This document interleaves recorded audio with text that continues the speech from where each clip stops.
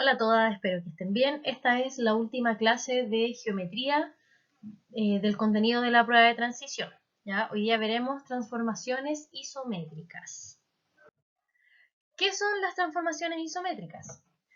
Se llaman transformaciones isométricas o isometrías a aquellas funciones que se aplican a todos los puntos del plano y que una vez aplicada a los puntos de la figura resultante, también llamada imagen, conserva todas sus dimensiones, tanto lineales como angulares de la figura original.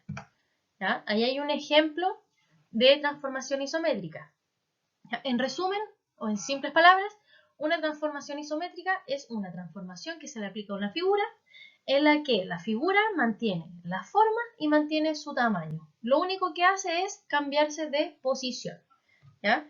Si se fijan en el triángulo amarillo, en el primero que aparece, el triángulo ABC se mueve, se traslada, ¿sí? Y se convierte en el triángulo A'B'C', ¿ya? Esas comitas que se les colocan las letras es para diferenciar la figura imagen de la figura original, ¿ya? La que va con las comitas siempre es la figura imagen, o sea, la figura resultante. Y la que no tiene comitas es la figura original, ¿ya? Y se leen, las comitas se leen, como se dicen primas, o sea, A', B' y C'. Las isometrías que veremos hoy: traslación, rotación y simetrías. Y en las simetrías tenemos dos: simetría axial y simetría central. Partamos con la traslación. Una traslación de una figura geométrica desplaza todos los puntos de ella en una misma magnitud, dirección y sentido. Al trasladar un punto A le corresponderá otro punto A', o sea que el punto A yo lo llevo al punto A' mediante un vector traslación, ¿ya? En la traslación yo necesito un vector, ¿ya? Los vectores los vimos la clase pasada, en el video anterior. ¿Ya? El vector a mí me dice la cantidad de unidades que yo muevo a la figura, la cantidad de unidades en el eje horizontal y la cantidad de unidades en el eje vertical. Entonces, si a mi punto A le sumo las coordenadas de mi vector, me va a dar mi punto resultante o mi imagen, ¿ya? Esto no se les puede olvidar. Entonces, veamos el siguiente ejemplo. En la figura, cada cuadradito representa una unidad cuadrada. Si el punto P' se ha obtenido por traslación del punto P, ¿cuáles serán las nuevas coordenadas del punto A si le aplicamos la misma traslación? Ya, entonces, el punto P yo lo trasladé hasta el punto P' a través de un vector traslación, ¿sí? Ya, necesitamos calcular el vector, las coordenadas de ese vector, ¿sí? Y para eso tenemos que identificar las coordenadas de P. Las coordenadas de P son menos 1, menos 2 y las de P', 2, 2. ¿Ya? Entonces, imaginemos que el punto P es el punto inicial de mi vector y el punto P' es el punto final. ¿Ya? O sea, que el vector B es igual desde P hasta P', y para calcular sus coordenadas restamos el punto final con el punto inicial. O sea, al 2, 2 le resto las coordenadas menos 1, menos 2. Entonces, las coordenadas del vector B son 2 menos 1, 3. 2 menos 2, 4. Esas son las coordenadas de mi vector. Ahora, yo igual puedo calcular el vector de otra manera. Si se fijan, de P para llegar a P', ¿qué hicimos? Movimos 1, 2, 3 unidades hacia la derecha en la coordenada X, que sería S3, y 1, 2, 3, 4 hacia arriba, o sea, 4 unidades en el eje Y, que sería esa coordenada. Ahora, una vez que yo tengo las coordenadas de mi vector, aplico lo que les mencioné anteriormente, que a mi punto A, si le sumo las coordenadas de mi vector, me va a dar el punto resultante. O sea, que al menos 1,1 le sumamos el 3,4, nos va a dar el punto trasladado de A. Eso es menos 1 más 3, 2, 4 más 1, 5. Por lo tanto, el punto trasladado tiene coordenadas 2,5. Alternativa E.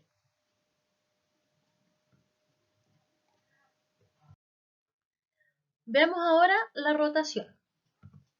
Una rotación es una transformación isométrica en el cual todos los puntos se mueven respecto de un punto fijo al que se le llama centro de rotación y que generalmente se le asigna la letra O en un determinado ángulo, que se llama ángulo de rotación y que generalmente se le asigna la letra alfa.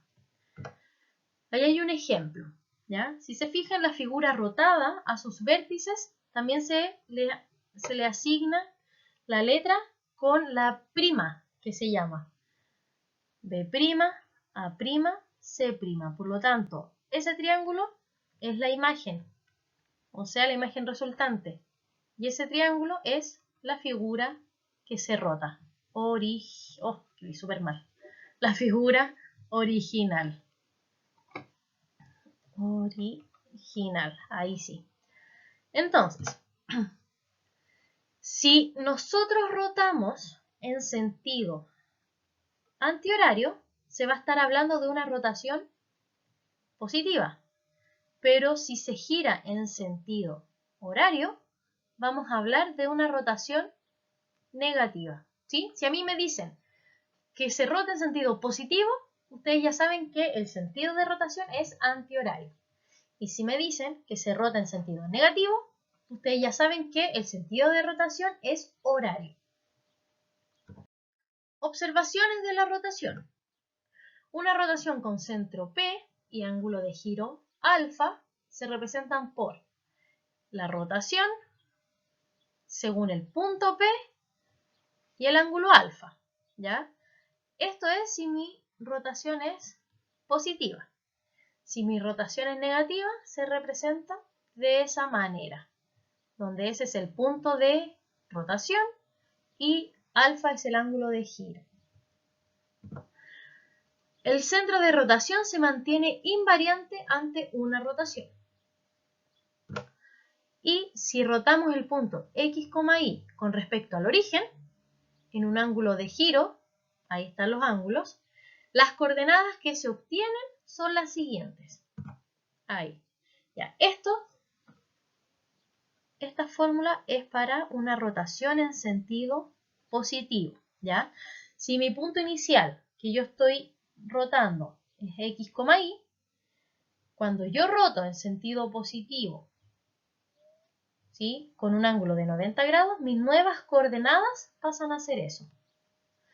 Si yo roto en sentido positivo, ¿ya? En un ángulo de 180 grados, mis nuevas coordenadas van a ser esas. Lo mismo para el ángulo de 270 grados y de 360 grados, ¿sí? Estas fórmulas son para una rotación en sentido positivo, como ya lo noté anteriormente, y con respecto al origen, siempre, ¿ya? Ahora, si mi rotación es en sentido negativo, ¿ya? Tienen que entender que la rotación de 90 grados en sentido positivo es igual a la rotación con respecto al origen en un ángulo de 270 grados. ¿Sí? Quedan esas mismas coordenadas. La rotación en 180 se mantiene. La rotación de 270 grados en sentido positivo es igual a la rotación con respecto al origen de 90 grados en sentido negativo. Quedan esas mismas coordenadas. Y la rotación en 360 se mantiene. Veamos el siguiente ejemplo. El segmento AB de coordenadas A 1,2 y B 5,2 se le aplica rotación de 180 grados respecto del punto 3,2, obteniendo el segmento A'B'. Entonces, ¿cuál de esas alternativas va a ser la correcta? Ya, primero, me dicen que la rotación es en 180 grados. ¿Ya? Por lo tanto, me da lo mismo si es en sentido positivo o en sentido negativo, porque sus coordenadas van a quedar iguales, o sea, menos x, menos y para ambos casos. Si la rotación hubiese sido solamente con respecto al origen, las coordenadas quedan de esta forma. Menos 1, menos 2 para A' y menos 5, menos 2 para B'. Listo. Pero tengo que rotar con respecto a ese punto. Así que lo que se hace es lo siguiente. ¿Ya? Esta es la idea de lo que vamos a hacer. Tengo mi origen y yo quiero, con respecto a ese punto, quiero rotar. ¿Ya? Entonces, la idea es trasladar el plano cartesiano, trasladar el origen para que mi punto 3,2 se convierta en el 0,0 y después volverlo a mover para que, o sea, volver el plano cartesiano a su estado original para que el punto de traslación siga siendo el 3,2, ¿ya? Entonces, ¿cómo se aplica esto? Al punto A le resto el centro, que en realidad es como el vector 3,2, luego, el resultado que me da, le aplico la rotación de 180 grados y le vuelvo a sumar mi vector traslación. Reemplazo entonces. Las coordenadas del punto A son 1,2. Le resto las coordenadas del vector que voy a trasladar que coinciden con el punto de rotación. 3,2. Eso nos da menos 2,0. Ahora aplico la rotación con respecto a mi nuevo origen, a mi nuevo 0,0, con un ángulo de 180 grados. ¿Ya? Cuando yo roto en un ángulo de 180 grados, lo único que hago es cambiar los signos de mis coordenadas. O sea, el punto rotado es 2,0. Y a ese 2,0 ahora le vamos a sumar el vector trasladado. Como lo quité primero, ahora lo vuelvo a agregar. Perdón. ¿Sí? O sea, al 2,0 le sumo las coordenadas del 3,2 y eso nos dice que A', o sea, A trasladado, tiene por coordenadas 5,2. ¿Sí? Entonces, las nuevas coordenadas de A son menos 1,2. No, se descarta. Veamos qué pasa con las coordenadas de B. B', o sea, hacemos lo mismo. Tomo las coordenadas de B, le resto el vector traslación, lo roto en 180 grados y le sumo nuevamente lo que le quité. ¿Ya? Entonces, punto B, 5,2. Le resto las coordenadas de mi vector. Eso da 2,0. Lo roto ahora en 180 grados. Esa rotación me queda en menos 2,0.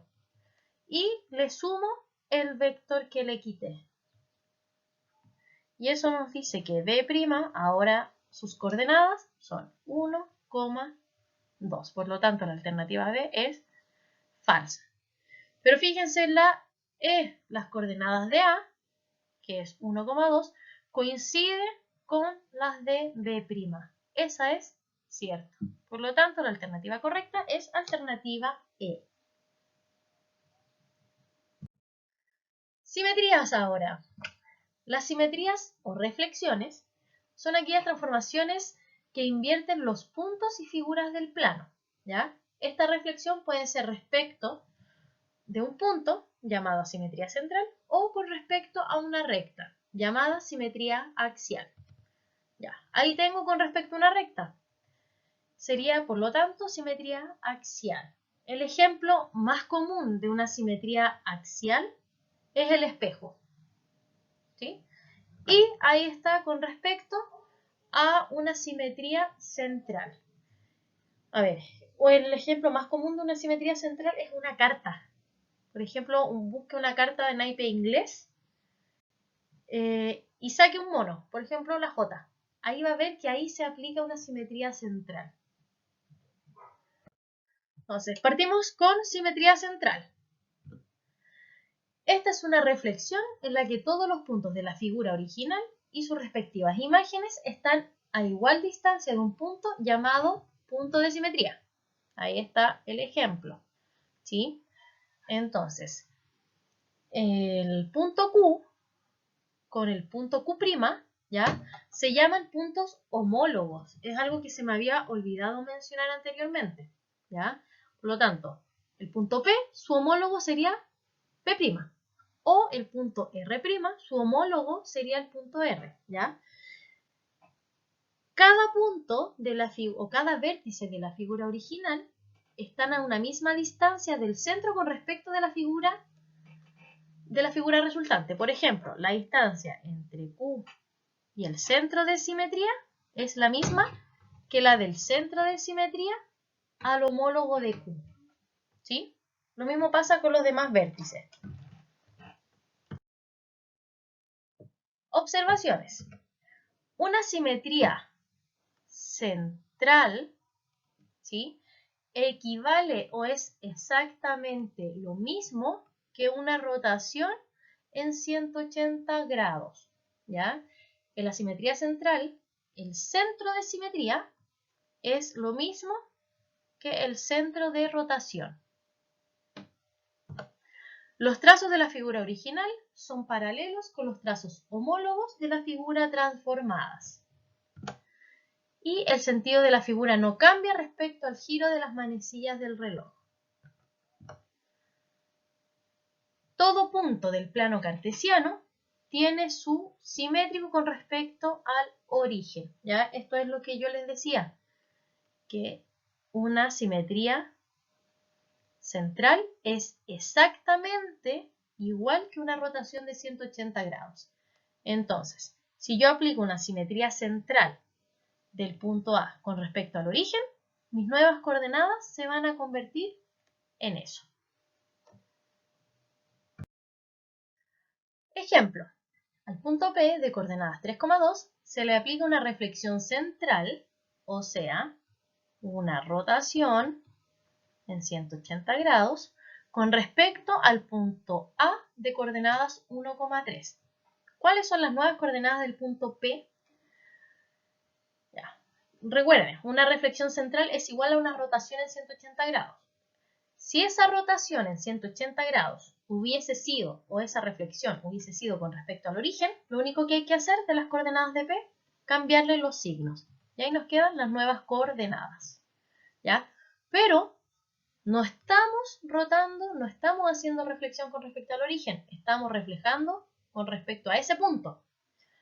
Por lo tanto, al punto P le vamos a quitar ese vector. Recuerden que aquí trasladamos para que mi origen se convierta en el 0,0 y después volvemos a trasladar para que se convierta en el original, en el 1,3, ¿ya? Y eso es todo con un vector. Por lo tanto, al punto B le restamos el vector que vamos a trasladar, que coincide con esas coordenadas. Una vez que hacemos esa resta, rotamos en 180 grados y después que rotamos, volvemos a sumar el vector, volvemos a trasladar. Entonces, al punto P, 3,2, le quito las coordenadas de mi vector, 1,3, eso nos da 3 menos 1, 2, 2 menos 3, menos 1. Y ese es el punto que roto en 180 grados. Y obtenemos el menos 2,1. Y al menos 2,1 le sumo el vector que resté. O sea, vuelvo a trasladar. Voy a escribir acá. Menos 2,1 más 1,3 se convierte ahora en menos 1,4. Esas serían las coordenadas del punto P trasladado, reflejado con respecto al punto A. O sea, alternativa C. Ahora, simetría axial. Es una transformación isométrica en la que a cada punto de una figura se le asocia otro punto llamado imagen. El punto y su imagen deben estar a una igual distancia de una recta llamada eje de reflexión o eje de simetría. Y el segmento que une esos puntos es perpendicular a la recta de simetría. Por ejemplo, al pentágono de la imagen se le aplicó una reflexión axial con respecto al eje Y en el plano cartesiano. ¿Sí? Entonces, si se fijan, la distancia desde el punto E a su imagen o a su homólogo es la misma. ¿Sí? 1, 2, 3, 4, 5 tiene acá. 5 cuadritos. 1, 2, 3, 4, 5 cuadritos también. ¿Sí? Y lo mismo ocurre con cada punto de la figura original y con cada punto de la imagen. Observaciones de la simetría axial. En la simetría axial, las figuras cambian de sentido respecto del giro de las manecillas del reloj. Los puntos de la recta L permanecen invariantes ante esta reflexión, o sea que la recta no cambia. Todo punto del plano cartesiano tiene un punto simétrico con respecto al eje de las abscisas, al eje X, y un simétrico con respecto al eje de las ordenadas, al eje Y. ¿Qué me refiero con esto? Que si el punto A lo quiero reflejar con respecto al eje X, las nuevas coordenadas de ese punto hacen que solo cambie el signo de la coordenada Y. Ahora, si ese punto lo quiero reflejar con respecto al eje Y, las nuevas coordenadas de ese punto hacen que solo cambie de signo la coordenada X. ¿Sí? Por ejemplo, el punto 3,5 lo quiero reflejar con respecto al eje X. Las nuevas coordenadas son 3, menos 5. ¿Sí? Porque lo único que cambia es el signo de la coordenada en Y. ¿Ya? Y si tengo el punto menos 8, menos 6 y lo quiero reflejar con respecto a la recta Y, ¿qué pasa? Cambia de signo la coordenada X y la coordenada Y se mantiene. Ejemplo, si el punto P se le aplica una reflexión con respecto al eje de las abscisas, ¿cuáles son las coordenadas del punto homólogo de P? Ya, eje de las abscisas, eje X. Recuerden, si mi punto es de coordenada X, Y lo quiero reflejar con respecto al eje X, lo único que hago es cambiar el signo de la coordenada Y. Por lo tanto, el punto homólogo de P, que sería P', sus coordenadas van a ser menos 2, menos 3. Alternativa B. Hablemos ahora de los ejes de simetría. Es aquella recta que atraviesa una figura dividiéndola en dos partes simétricas con respecto a la recta. ¿Sí? O sea que divide en partes iguales, en dos partes iguales. Observaciones con respecto al eje de simetría. Existen figuras que no tienen eje de simetría. Existen figuras que tienen solo un eje de simetría. Existen figuras que tienen más de un eje de simetría. Y la circunferencia tiene infinitos ejes de simetría. Veamos ahora el centro de simetría. Es el punto por el que pasan todas las rectas que unen puntos homólogos de dos figuras simétricas y divide en dos partes iguales los segmentos que unen dichos puntos. ¿Ya? Observaciones con respecto al centro de simetría. El centro de simetría es único. La distancia desde un punto de la figura al centro de simetría es la misma distancia desde el centro de simetría a su punto homólogo. Aquí debería estar separado, perdón. O sea, la distancia desde A a O es la misma que desde O al punto homólogo de A, o sea, al punto homólogo de A'. ¿Ya? Lo mismo ocurre con los demás puntos. Para cada punto de la figura existe su punto homólogo en la misma figura. No todas las figuras tienen centro de simetría y en una circunferencia el centro de simetría coincide o es igual al centro de la circunferencia. Ejemplo. ¿Cuáles de las siguientes afirmaciones son falsas? La primera. ¿Un diámetro de una circunferencia es eje de simetría? Recuerden que si tengo mi circunferencia, el diámetro, perdón, me hice muy largo. El diámetro es el segmento que va desde un punto de la circunferencia del borde hasta otro punto, pasando por el centro. ¿Sí? O sea, el diámetro divide en dos partes iguales a una circunferencia. Por lo tanto, la primera es cierta. El punto de intersección de las diagonales de un rombo es centro de simetría de él. Veamos. Ese es el rombo. Las diagonales, esa y esa. Ese sería el centro de simetría. ¿Sí? Entonces, el punto de intersección de las diagonales de un rombo es el centro de simetría. Entonces, si este punto, ahora sí, si este vértice es A, el otro es A' y divide al rombo en dos partes iguales. Y si el otro vértice es B, su vértice homólogo es B'. Y esa diagonal divide al rombo en dos partes iguales y además la distancia al centro son las mismas. Por lo tanto, la afirmación 2, también es cierta. ¿Y las diagonales de un trapecio isósceles son ejes de simetría? Veamos. Trapecio isósceles es un cuadrilátero que tiene un par de lados paralelos y los lados que no son paralelos son iguales. Ese es el trapecio isósceles. Entonces, las diagonales de un trapecio isósceles son estas. Esa es una, y si se fijan, hay un lado que es distinto al otro, por lo tanto, ya no va a ser eje de simetría. Por lo tanto, la 3 es falsa. Por lo tanto, la alternativa correcta es la C, porque solo la 3 es falsa.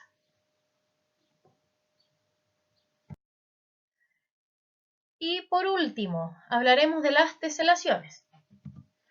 Una teselación es una regularidad o patrón de figuras que cubre completamente una superficie plana y que cumple con dos condiciones súper importantes. Que no queden espacio entre las figuras y que no se sobrepongan, o sea, que no se coloquen una sobre la otra. Ya, las teselaciones se pueden crear usando transformaciones isométricas. Ya, las teselaciones no son isometrías, que eso les quede claro, sino que las teselaciones se crean utilizando, se crean utilizando transformaciones isométricas. No es que sean isometrías en sí, ¿ya? Entonces, la suma de los ángulos de las figuras que concurren a un vértice es tiene que ser de 360 grados. Ahí, como aparece en la figura, ¿sí? Las figuras que se juntan, los vértices que se juntan de las figuras tienen que sumar todos 360 grados.